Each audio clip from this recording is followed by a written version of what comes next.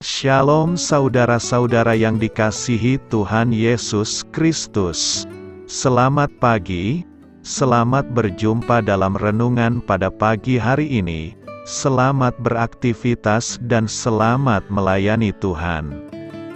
Kita bersyukur karena kemurahan Tuhan. Hari ini kita boleh bangun dengan kekuatan baru. Semua karena anugerah Tuhan. Saat ini sebelum kita mendengarkan renungan firman Tuhan, marilah sama-sama kita berdoa.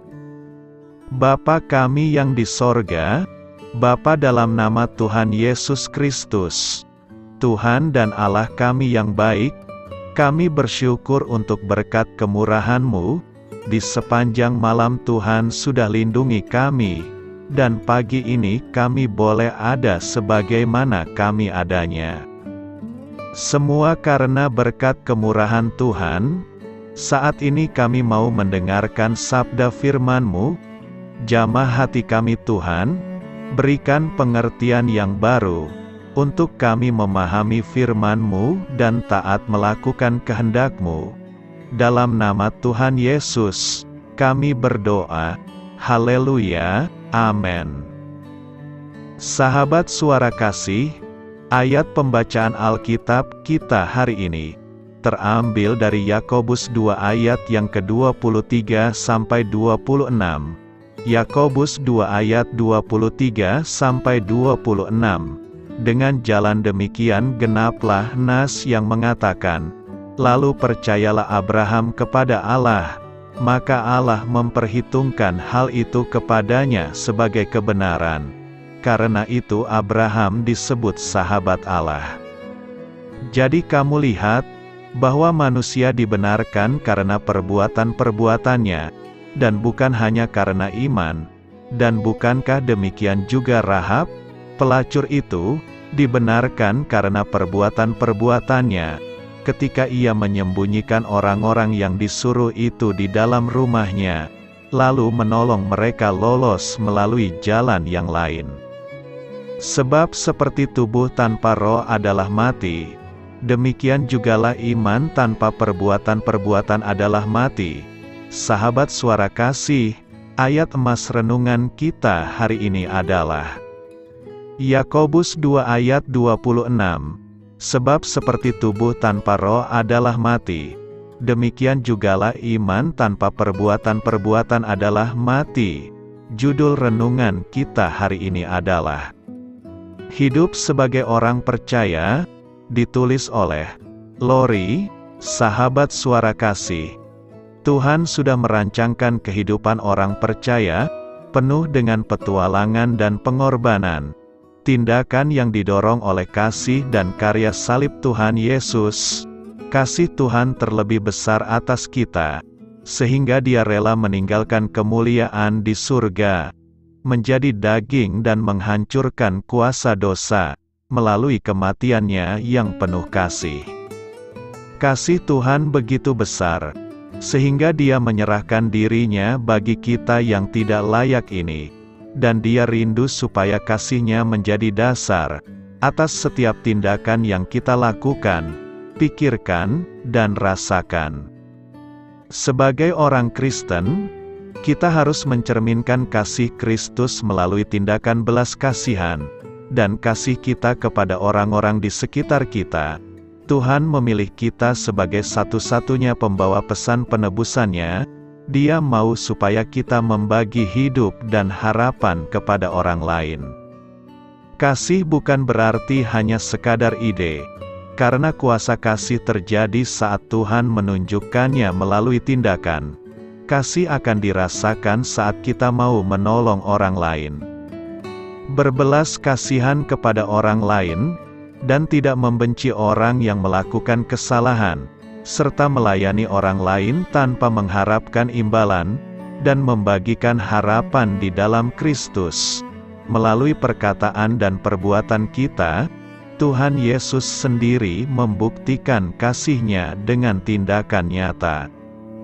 Dalam bukunya Lofdas, Bob Goff menuliskan, Dia Tuhan Yesus berkata kepada orang biasa sepertiku, dan kamu bahwa daripada menutup mata dan menundukkan kepala, kadang Tuhan mau kita tetap membuka mata untuk orang yang membutuhkan, melakukan sesuatu dan menundukkan diri kita kepada Tuhan, sebagai balasan dari kasih yang Dia berikan. Yakobus 2 ayat 18 memberitahu kita, tetapi mungkin ada orang berkata, padamu ada iman dan padaku ada perbuatan. Aku akan menjawab dia, tunjukkanlah kepadaku imanmu itu tanpa perbuatan, dan aku akan menunjukkan kepadamu imanku dari perbuatan-perbuatanku. Apa artinya kasihmu jika tidak ditunjukkan? Apa artinya kasih Tuhan jika Dia tetap tinggal di surga, dan tidak pernah menderita untuk kita? Apa yang kamu pikirkan? Jika Tuhan berkata bahwa Dia bisa menyelamatkan semua umat manusia, tetapi tidak melakukannya, Tuhan Yesus akan tetap menjadi Tuhan yang benar. Sekalipun Dia memilih tetap di surga, Dia tetap menjadi Tuhan sekalipun kita memilih berhala daripada memilih Dia. Tetapi Dia mengasihi kita dengan tindakan, Dia melakukan tindakan kasih yang terbesar untuk kita. Tuhan Yesus datang ke dunia dan mati untuk aku dan kamu. Tuhan Yesus tidak hanya berbicara tentang kasih, tapi Dia berbicara melalui tindakan kasih, melalui setiap paku yang ditancapkan di tubuhnya, melalui setiap cambukan yang menyakitkan, dan melalui setiap olokan yang Dia terima. Jadi luangkanlah waktumu bersama Tuhan hari ini. Tanyakan kepada dirimu sendiri, dengan cara apa kamu menunjukkan kasih Tuhan melalui hidupmu? Dengan cara apa kamu membagikan kasih itu kepada orang di sekitarmu? Sahabat Suara Kasih, kita seringkali memikirkan hal-hal besar, seperti membawa seseorang percaya kepada Tuhan Yesus, atau menjual semua yang kita punya untuk menolong orang lain. Tapi sebenarnya kita bisa menunjukkan kasih Tuhan melalui hidup kita, dengan cara yang sangat sederhana. Marilah kita renungkan, misalnya dengan menanyakan kabar orang lain, menghidangkan makanan untuk teman-teman, mengucapkan kata-kata yang baik atau memberikan pelukan. Apapun yang Tuhan mau kamu lakukan, pilihlah untuk menjalani hidupmu sebagai orang percaya, yang menghidupi kasih melalui tindakan. Amin. Tuhan Yesus memberkati.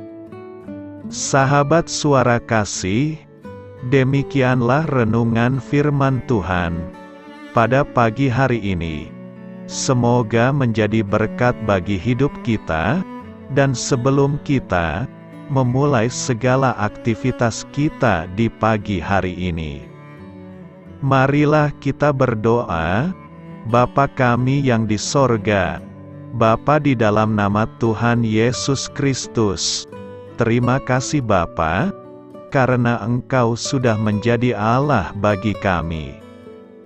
Kami juga bersyukur Bapa, untuk pertolongan-Mu, penyertaan-Mu, dan atas berkat-Mu di dalam kehidupan kami. Kami berbahagia dan bersyukur Bapa, untuk kebaikan-Mu di pagi hari ini. Tak berkesudahan kasih setia-Mu, tak habis-habisnya rahmat-Mu, selalu baru setiap pagi, besar kesetiaan-Mu di dalam hidup kami. Terima kasih untuk firman-Mu. Pada pagi hari ini ya Bapa, kami mau belajar dan terus belajar tentang firman-Mu. Firman-Mu yang menguatkan dan meneguhkan iman percaya kami. Firman-Mu yang mengubahkan kehidupan kami. Kami mau berjalan bersama dengan Engkau, di sepanjang kehidupan kami Bapa, agar kami tidak tersesat di dalam dunia ini. Terima kasih Bapa, buat kesempatan dan nafas kehidupan yang masih Engkau berikan. Kami mau memakai kehidupan kami, untuk hormat dan kemuliaan nama-Mu. Segala pergumulan dan masalah hidup kami, kami serahkan di dalam tangan-Mu. Engkau yang akan menyelesaikannya bagi hidup kami. Kami hanya berharap kepada-Mu, Bapa. Hamba berdoa untuk saudara-saudara kami, yang sudah mendengarkan renungan firman-Mu pada pagi hari ini, yang saat ini sedang mengalami sakit penyakit, pergumulan, masalah, kebutuhan ekonomi. Kiranya Engkau yang jamah, sembuhkan dan pulihkan.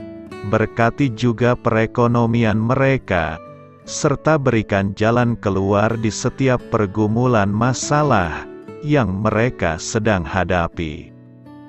Dan ajarlah kami Bapa, untuk selalu berharap dan percaya sepenuhnya kepada Tuhan Yesus. Kiranya Engkau yang terus memberkati kehidupan kami, keluarga kami, dan sanak saudara kami.